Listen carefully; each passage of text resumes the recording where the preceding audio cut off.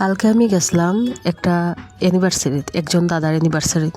তো এখানে যাইবার লেগে আমি রেডি হয়ে গেছি গিয়া, আর একটু সিঁদুরটা দিলে এলাম।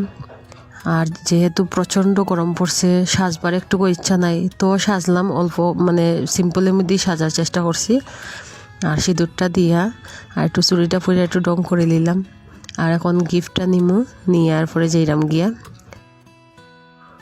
তো এখানে যাওয়ার পরে দেখলাম কেক কাটিং চলের, তারার 30 বছর হইছে তারার বৈবাহিক জীবন। আর এরপরে তারা মালা বদল হইব, সিঁদুর দান করব, সব কিছু দেখাইলাম।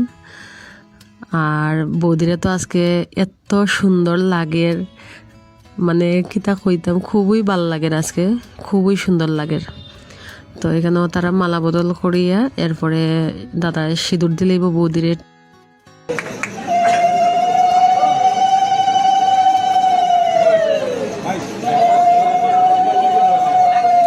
তো সিঁদুর দানের পরে সবাই এখানে একটু ফটো উঠের, আর আমিও এখানে একটু গিফটটা নিয়ে দিয়া।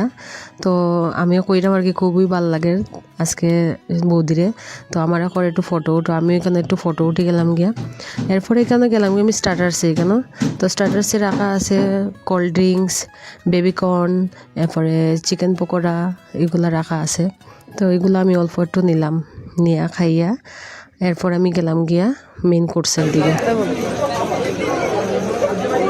তো এখানে স্লাট আসলো, আমি স্লাটটা নিছি না, আমি নিছি এখানে তন্দুরি রুটি আর পনির মশলা, ফ্রাইড রাইস, এরপরে চানার ডাল, মিষ্টি কুমড়া বড়া, আর এখানে আসলো ডিম কারি আর চিকেন।